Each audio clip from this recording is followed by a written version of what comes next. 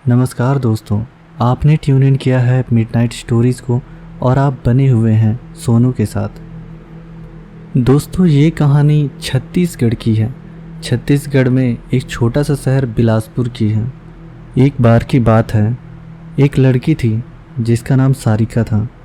सारिका 15 साल की लड़की है जो छुट्टियों में अपने गांव दादा दादी के घर घूमने जाती है। सारिका जब अपने दादी के घर पहुंचती है तो उसके दादा दादी अपनी पोती से मिलकर बहुत खुश होते हैं। और हो भी क्यों ना, आखिर वो बहुत दिनों बाद आई थी।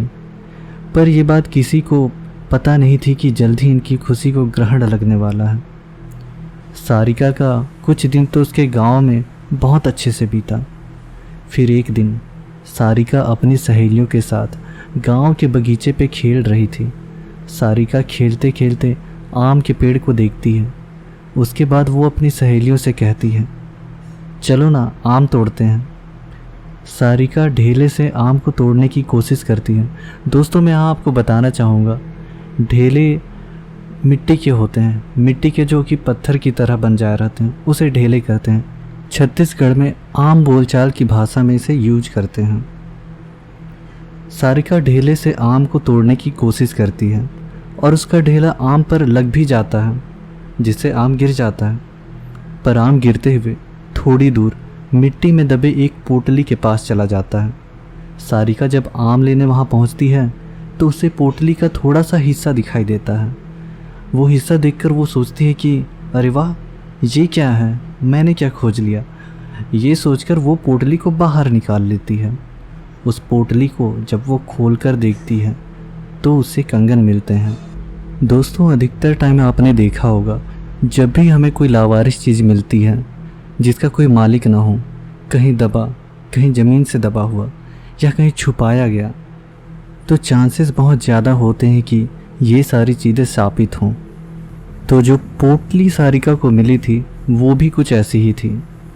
पर भोली सारिका को ये नहीं मालूम था। खैर, गाँव में सारी चीज़ें बहुत फेमस होती हैं, लोगों को इस बारे में पता होता है। वो शहर की थी तो उसे इस बारे में मालूम नहीं था। उस पोटली को वो खोलकर देखती है तो उसमें उसे कंगन मिलते हैं जो कि बहुत पुराने दिख रहे होते हैं। सारिका को तो पता भी नहीं था कि ये कंगन उसकी ज़िंदगी का सबसे भयानक हिस्सा बनने वाली है। सारिका को वो कंगन अपनी ओर खींच रहा होता है, उसे अट्रैक्ट कर रहा होता है, जिसकी वजह से वो उस कंगन को अपने घर ले जाती है। पता नहीं उसका मन क्यों उस कंगन की तरफ लग जाता है। वो कंगन देखने में भी कुछ खास नहीं था, पुराने ज़माने का लग रहा था और थोड़ा गंदा भी हो गया था। घर आकर वो ये सारी बातें अपनी दादी को बताती हैं और वो कंगन भी दिखाती हैं। फिर दादी ने जो कहा वो सुनकर सारिका डर से कांपने लगती हैं। दादी का कहना होता है कि वो पोटली कोई आम पोटली नहीं है, वो एक चुड़ैल की पोटली थी। तुमने ये कंगन उस पोटली से बाहर निकालकर उस चुड़ैल को गुस्सा दिला दिया है, वो तुम्हारे पास ज़रूर आएगी। ये एक तरह से इनविटेशन है, या यूँ कहें तो सारिका ने चुड़ैल को चैलेंज किया है। सारिका डरते हुए अपनी दादी से बोलती है, मैं समझी नहीं दादी, वो क्यों और कैसे आएगी मेरे पीछे। दादी ने बोला, ऐसे ही पोटली में भटकती हुई आत्माओं को कैद करके ज़मीन में गाड़ा जाता है और तुमने उस पोटली को ज़मीन से निकाला है और उसका कंगन भी तुम साथ लेकर आ गई हो। तुम इस मनहूस कंगन के साथ उस चुड़ैल को भी अपने पीछे ले आई हो। ऐसी भटकती हुई गुस्सैल चुड़ैल अपना बदला ज़रूर लेती हैं। वो चुड़ैल भी हमसे अपना बदला लेने ज़रूर आएगी। सारिका अपनी दादी की बात से थोड़ी कॉशियस तो हो जाती है। वो थोड़ी सी डरती तो है, पर उसे ज़्यादा यकीन नहीं होता। वो सोचती है गांव में अंधविश्वास तो होता ही है, इसमें इतना डरने वाली कौन सी बात है। चुड़ैल, डायन, भूत प्रेत, ये सब बस गांव के लोगों के बनाए हुए हैं, इनसे इतने डरने की क्या ज़रूरत है। ये सब एक्चुअल में थोड़ी ना होते, ये तो बस एक कहानी का पार्ट होते हैं। ऐसा सोचते हुए वो जाकर अपने कमरे में सो जाती है। उसी रात को करीब 1 बजे उसके कमरे की लाइट जलने बुझने लगती है। सारिका की नींद भी ठीक उसी टाइम खुलती है तो वो देखती है कि लाइट तो यहाँ है ही नहीं, पूरे कमरे में घना अंधेरा छाया हुआ है, कहीं से रोशनी की एक किरण भी नहीं आ रही है। वो अपने बिस्तर के बगल रखे टेबल पर पानी पीने के लिए मुड़ती है। तभी वो देखती है कि टेबल के पीछे कोने में कोई औरत बैठी है। हल्की से उसकी परछाई दिखाई दे रही होती है, जिसकी आंखें एकदम लाल हैं और घूर घूर के एकटक उसे ही देखे जा रही है।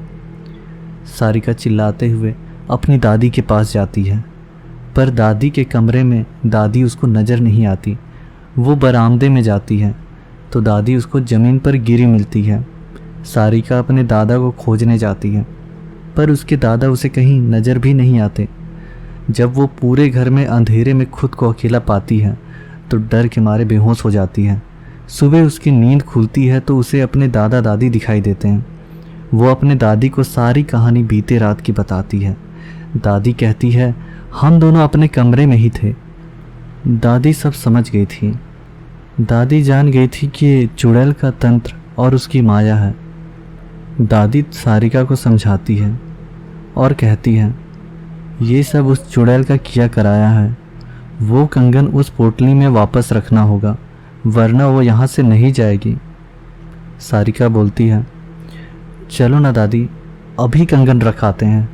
दादी बोलती है, नहीं, उस चुड़ैल से पीछा छुड़ाना है तो तुम्हें अकेले ही, वो भी रात में, उसे जाकर वो कंगन को वहाँ रखना होगा, क्योंकि वो तुम्हारे पीछे है। सारिका हिम्मत करके कहती है, ठीक है, मैं जाऊंगी। दादी ने बोला, ये सब वो चुड़ैल इतनी आसानी से नहीं करने देगी।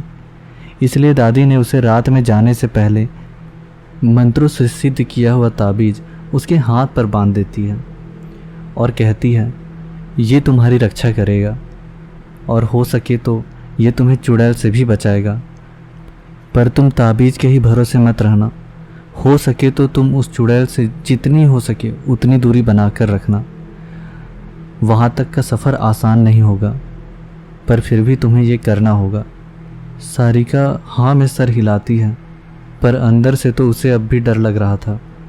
अब सारिका रात होने के बाद अकेले बगीचे की तरफ निकलती है। थोड़ी देर बाद उसे किसी की रोने की आवाज़ सुनाई देती है, पर दादी ने कहा था, वो चुड़ैल तुम्हें अपनी तरफ अट्रैक्ट करेगी, तुम्हें अपनी ओर खींचने की कोशिश करेगी, बहुत सारे वो पैंतरे अपनाएगी, पर तुम्हें उससे किसी तरह बचना है, उसकी ओर ध्यान नहीं देना है, वरना वो तुझे अपने कब्जे में कर लेगी और तू कभी नहीं निकल पाएगी। एक बार उसने तुम्हें अपने कब्जे में कर लिया तो फिर कोई कुछ नहीं कर सकता, वो तुम्हें मार देगी। सारिका इस बात का ध्यान रखते हुए ईयरफोन लगा लेती है और गाना सुनते हुए चलने लगती है। तभी कुछ दूर जाने पर उसका मोबाइल काम करना बंद कर देता है। फिर भी वो चलती रहती है और उस पोटली के पास पहुंच जाती है। तभी उसे महसूस होता है कि पीछे कोई है उसके, जैसे उसके बहुत करीब ही खड़ा हो। पर दादी ने कहा था उसकी तरफ मत देखना, अगर उसकी तरफ देख ली तो फिर वो तुम्हें अपने काबू कर लेगी। तो वो उसकी तरफ नहीं देखती है और डर की वजह से वो पसीने से लथपथ हो जाती है। फिर वो हिम्मत करते हुए उस पोटली को खोलकर उसमें कंगन रखती है और ज़मीन में गाड़ देती है और आंख बंद करते हुए बहुत तेज़ी से वहाँ से भागने लगती है। सीधे अपने घर आकर ही रुकती है। चुड़ैल से तो उसका पीछा छूट जाता है, पर वो इतनी डर जाया रहती है कि उसके लिए उस गांव पे रात काटना भी मुश्किल हो रहा था। दूसरे दिन ही वो अपने शहर वापस चली जाती है, अपने माँ बाप के पास। सारिका की ज़िंदगी का वो खौफनाक हिस्सा जिससे वो आज भी सोचने पर डर जाती है। उसे आज भी वो चुड़ैल की आहट, उसका डरावना चेहरा, रात को आई हुई उसकी परछाई, वो सारी चीज़ें आज भी उसके दिलो दिमाग पर उतनी ही हावी है जितना पहले दिन उसे देखने पर हावी थी। तो दोस्तों, आपको ये कहानी कैसी लगी मुझे कमेंट्स पर ज़रूर बताएं। और अगर आपके पास कुछ कहानियाँ हैं तो डिस्क्रिप्शन पे मेरा ईमेल दिया हुआ है, वहाँ आप अपनी कहानी, अपने आइडियाज़ ड्रॉप कर सकते हैं।